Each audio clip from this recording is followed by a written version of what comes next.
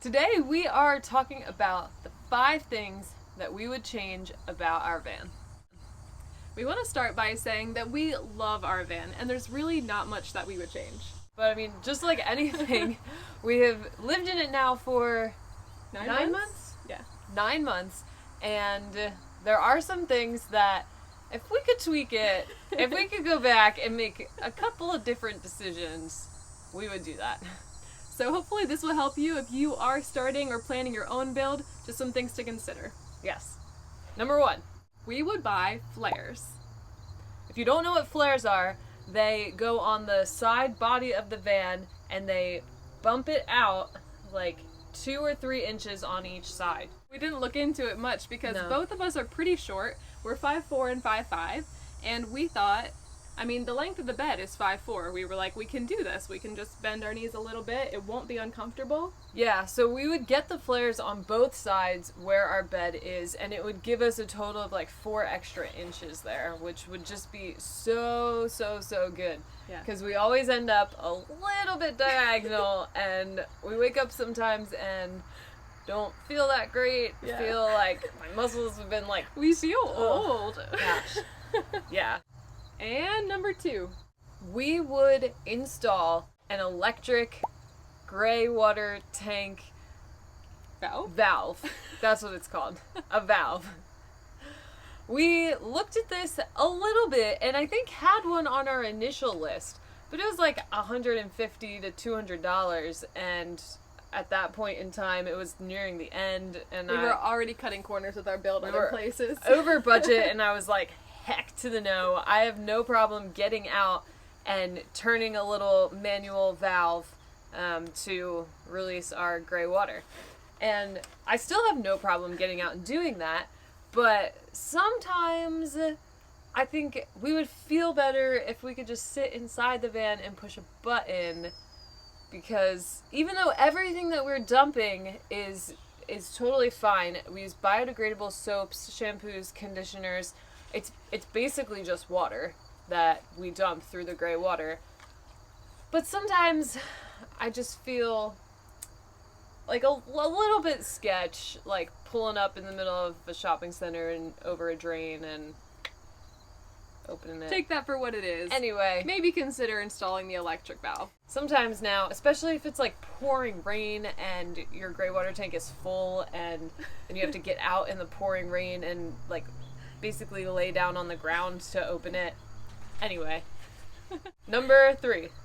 We would have bought window coverings.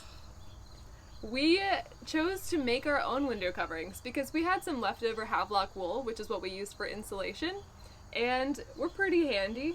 Your mom has a sewing machine. My mom is like top notch Mildred's the best. sewing, making. And we were like, yeah, she'll definitely help us make these. Yes. Which she did. We could not have done them without her, but it was a process, and we broke many needles. And I kind of scoffed at the price of these things when looking at them online. It was like $300 for a set for the back and $200 for the sliding window, and I was like, this is gonna cost $1,000 by the time we get them all. And I can go to a fabric store and buy fabric, and we already have the wool, and it's gonna cost me $100 to do them all. That being said, it took a lot of time and a lot of energy, and they did not turn out that well. Some of them are okay. The problem was that the wool inside shrunk up, and the fabric itself has shrunken up over time with the heat and with the cold. I mean, everything. So they started out really well and fitting our windows perfectly, and over time they've all shrunken in. So now they're not completely blackout. Yeah. They're a bit of a pain to hang up. Yeah. They might not fit at some point if they keep shrinking. They might just not, be just too small, and we'll have to buy them anyway. Yep. So There you go. maybe consider buying your own window coverings. Or just like using a really good needle if you're gonna sew through 2 thick layers of fabric and wool insulation. Because we had to buy like 3 packs. Number 4. We would have installed a water filtration system under the sink that went directly to our tap. It wasn't long into our van life journey that we realized that the water that has been sitting in our plastic tank, water tank, tastes like plastic, even though it was filtered on the way in. Yeah, so we have a filter that we hook up as we bring the water in, so everything in our water tank is clean water that we can drink. But the problem is it sits in plastic, and sometimes it's very hot, and it just tastes very, very bad. And so we didn't have enough room under our sink to install a water filtration system, so we went with getting a travel Berkey. Which we love the Berkey. Yeah. No problems there. Love the Berkey, totally recommend it, but also we didn't plan on having a Berkey, so now we don't have space for a Berkey because we have such a small space to begin with. Everything is like allocated, so now we filter, we spend, I don't know, every other day or every 2 or 3 days we get the Berkey out and we filter water into gallon jugs and then drink from the gallon jugs for the next 2 or 3 days and then repeat the process. So we just save a lot of time and energy and space to have a filtration system under our sink. Number 5. The biggest and most important decision that we wish we could redo. Get lithium batteries. From day one. Yes. This is something that we're looking to upgrade to, and maybe in the very near future, we're hopeful for that. But we went with Renogy AGM, the deep cycle lead acid batteries that when we were planning our van, it seemed that everybody was going with. We feel like we fell kind of right on the bubble of lithium being the way to go. But now it's the clear and obvious choice, and we unfortunately have had a lot of problems with our batteries. If you've watched any of our weekly videos, you will know that these have kind of been a pain in the butt. Yep, constant pain. Constant pain. And the big problem is that our inverter and our battery management system that does the solar, the shore power, and charge from the alternator are not lithium compatible.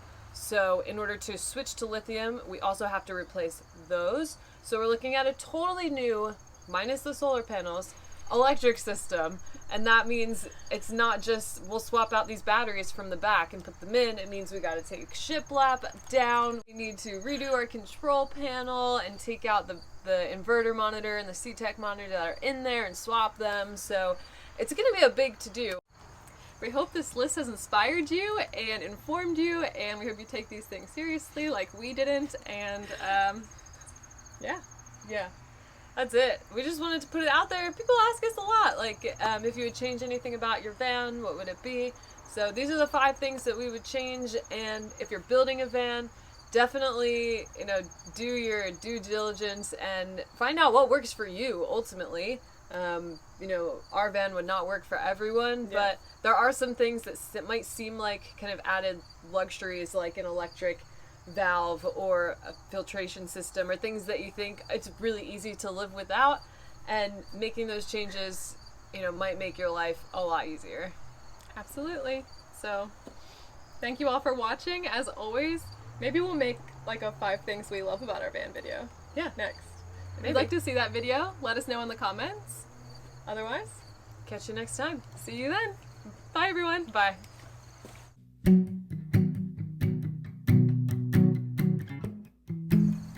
want to say goodbye? Come here. Come here. Watch this. Oh, ready. We gotta teach you how to wave, bud. Ready?